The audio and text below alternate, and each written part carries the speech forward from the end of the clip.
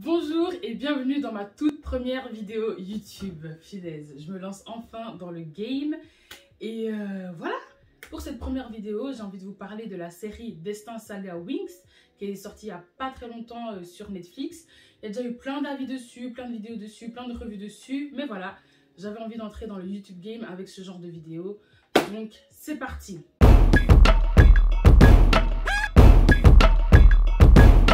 Dans cette série, il y a des choses que j'ai aimées et d'autres choses que j'ai moins aimées. Mais avant d'entrer un peu dans les détails de tout ça, je vous fais vite fait un petit résumé de la série. On suit Bloom, qui est en fait une fée du feu, mais qui est née dans une famille normale, une famille qui n'a pas de super pouvoir. Et un jour, alors qu'elle est sous le coup de la colère, eh ben, elle va brûler sa maison avec ses parents dedans. Heureusement, personne n'est mort, mais sa mère en sort quand même blessée parce qu'elle est brûlée quand même. Et puis à partir de là, elle décide de s'inscrire dans une école pour fées afin de mieux maîtriser ses pouvoirs. Et cette école s'appelle Alphea. Et dans cette école, elle va rencontrer les futures, enfin celles qui vont former le Winx Club. C'est là Aisha, Musa et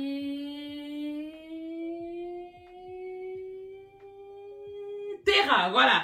Terra, qui est en fait Flora. Il n'y a pas de Tecna, ils l'ont complètement sapé du scénario. Il n'y a pas de Tecna, en tout cas dans cette première saison.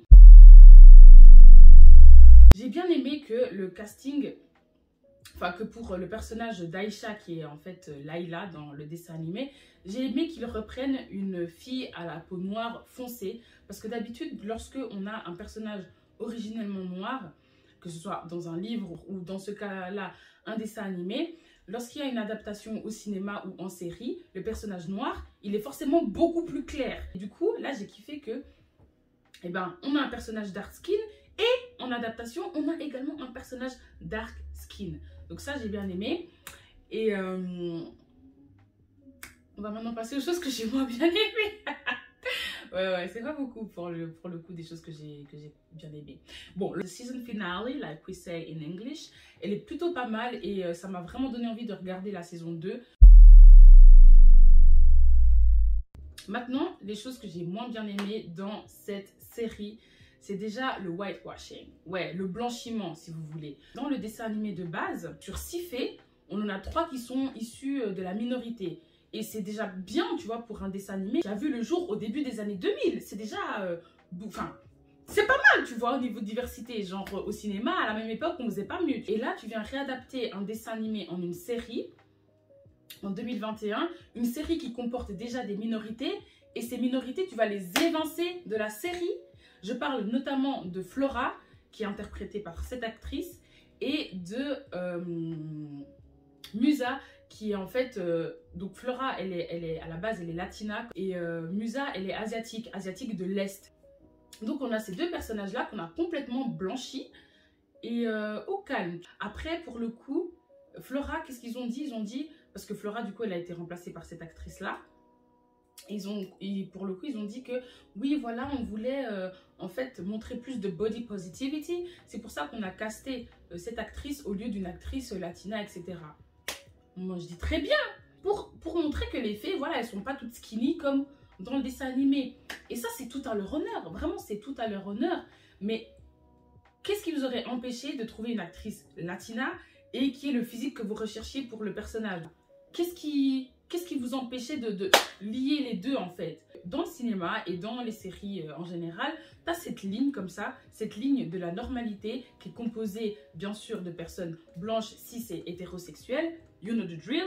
Et que, hello, je coupe la vidéo en cours pour apporter plus de clarification, de meilleures explications par rapport à ce que je voulais dire concernant la fameuse norme blanche cis hétérosexuelle, parce que je me suis rendu compte que les explications qui allaient suivre dans la vidéo où j'ai mes 2 couettes allaient être un peu bancales, quoi. So that's why I'm here with a new haircut, the same sweatshirt and less makeup.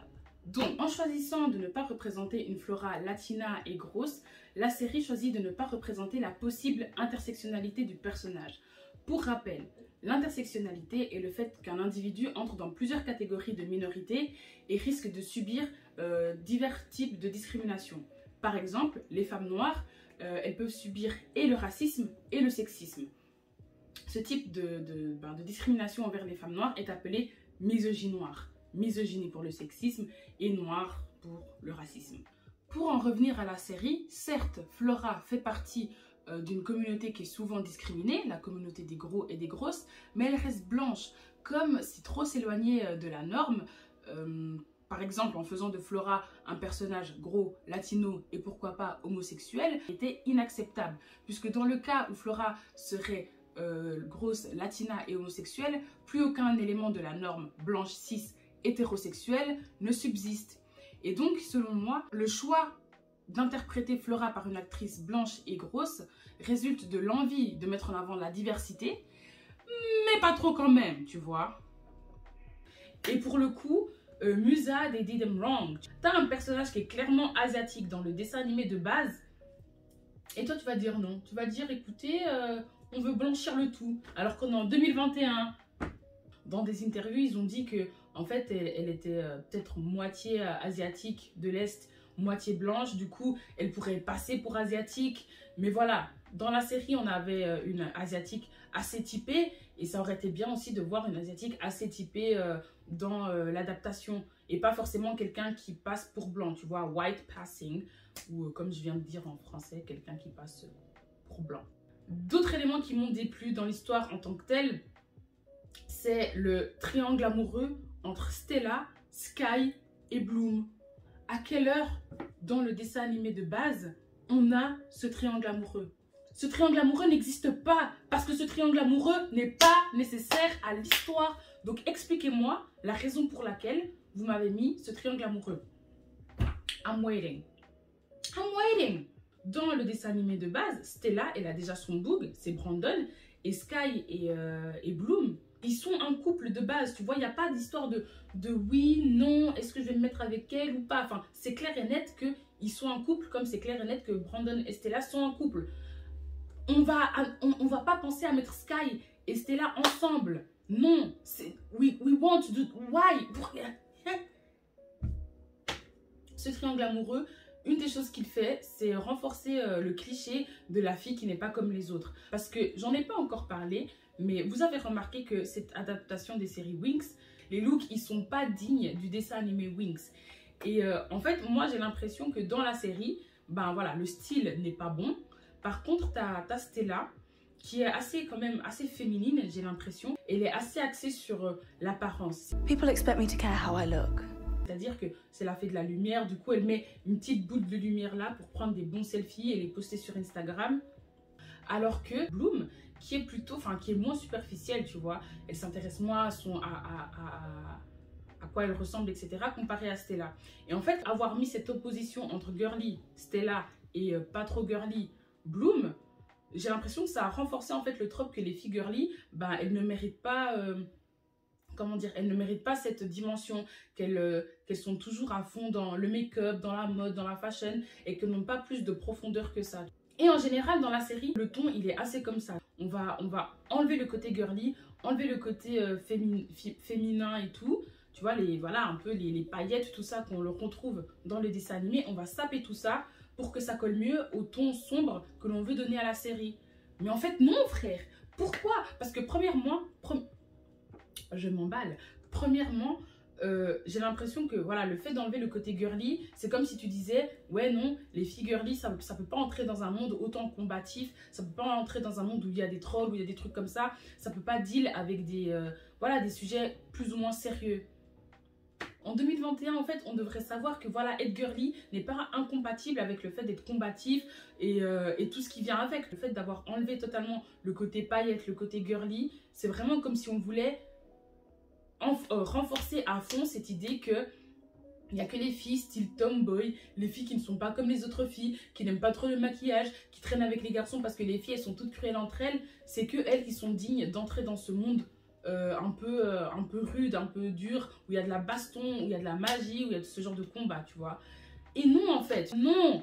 Donc du coup, j'espère seulement que pour la saison 2, ils vont améliorer le style de ces fées, ils vont leur apporter le girly qu'elles méritent, les paillettes qu'elles méritent, et tout simplement qu'on va avancer dans cette direction. Girly et Bresson, c'est pas incompatible. L'école, donc Alphea, qui dans le dessin animé est toute rose, toute belle, toute plein de couleurs et de vivacité, et là c'est un truc assez Bresson, style Dark Academia.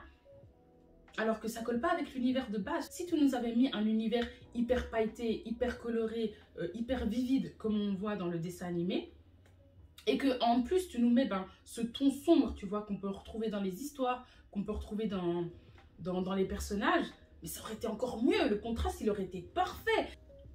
You gotta think about it. Un monde qui a l'air beau, pailleté, magnifique, et puis en soum soum, il y a des trucs qui se cachent. Tu vois, là, ça aurait été bien. Mais non, tu nous mets du Bresson, tu nous mets des looks qui... Mais ça, c'est quoi? Les meufs, elles ont 16 ans, les gars. Where is the style? Où est le fashionable? Où est la mode?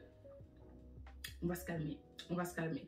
Et du coup, voilà, j'ai l'impression que tout dans cette série renforce le fait que, voilà, les filles qui ne sont pas comme les autres filles versus les filles girly, quoi. Genre, c'est incompatible. Boy, grow up, tu vois. Genre, vraiment, grandissez, en fait.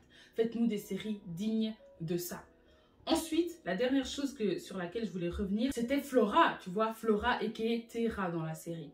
Alors, je vous avais dit au début de la vidéo que s'ils n'avaient pas choisi une latina pour interpréter le rôle de Flora, c'est parce qu'ils voulaient quelqu'un de gros pour jouer ce rôle afin de montrer de la body positivity, afin de montrer que, ouais, non, les fées, elles peuvent aussi avoir ce physique-là. Les fées n'ont pas toutes le même physique hyper mince et tout, avec la taille grave fine et tout. Et moi, j'étais là, ouais! Ça, c'est une belle initiative, ça, c'est bien.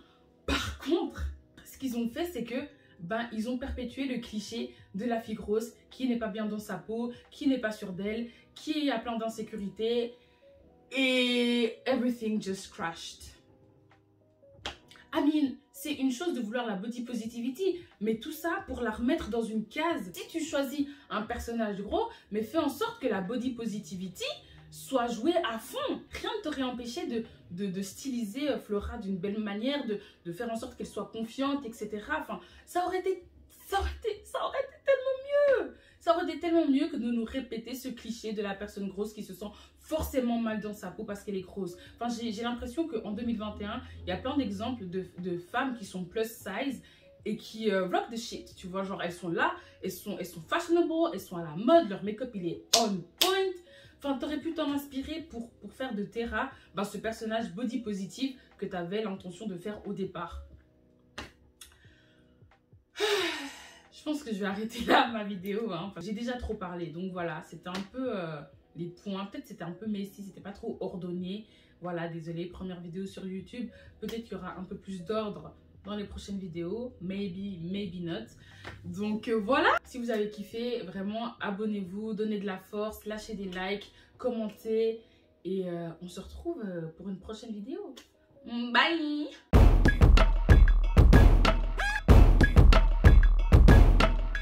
C'est parti. En faisant de Flora un personnage latino gros. J'y étais presque.